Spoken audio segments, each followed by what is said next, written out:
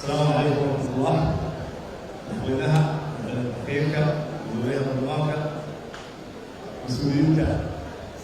كلنا مسؤولينك هذا النهار مسؤولينك وباقي السمنة سراكيشة ومشهد غايتك كل ما بصراحة السلام عليكم ورحمة الله. وهذا الهدي وأنا دارنا ساكن الجنوب لكن كل هذا وحي شركة اللوي أما الأسبوع نحولها هي كهرباء ورسول وين شركة نقطة كهرباء مناشدة محمد جيلي هذه الأيام ما في بلاوتي أنا بحضر كده وحدود بيقولوا إن شاء الله مركز إذا كان بيقولوا لكن إلى مخصص محل هذي كلام الله عنه وأمره إن يكسر واحد على كتير ويسمى على لها حد تعلم ومها تقول الحديدة ومها تقول الفدرال يقولون سيدي واحد تعلم وحخفي عن لوكين لها يسهل الوصول لها دكتور هو وصل لها بدل أن هو يروح بحث صالح إلى المتوحدة كلنا يسمعون وبصوتي حيامي دكان صومنا وحقوقي كذا حمد وحوي واحد إلى تراسترس أمين كسول هذا سواء كنتي إن دو سنين سنة هذا وحنا سنة دستور قوية إلا لو يستدلوا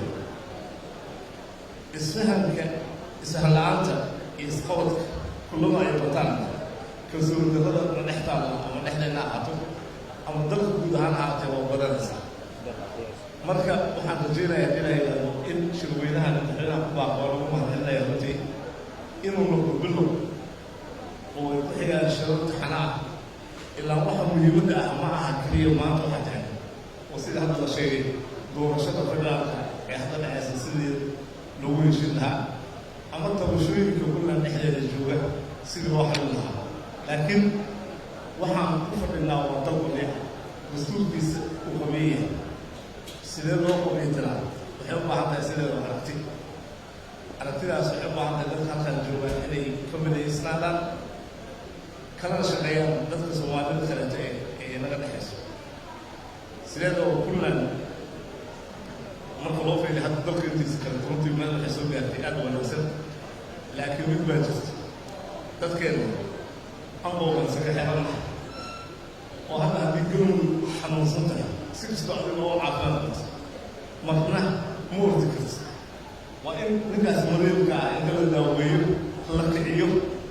la qaado lasla socdo state keligiis ordi karaa ma jiro marka waa soo dhaweynayaa fakarka ah stateyada kaleetana runtii wixii la kaabi karo iyo wixii la wadaajin karo iyo wixii gacan la siin karo in gacan la siiyo annaga dhexdeedna runtii aan soo aruurno waxaa jira haddii la yidhaahdo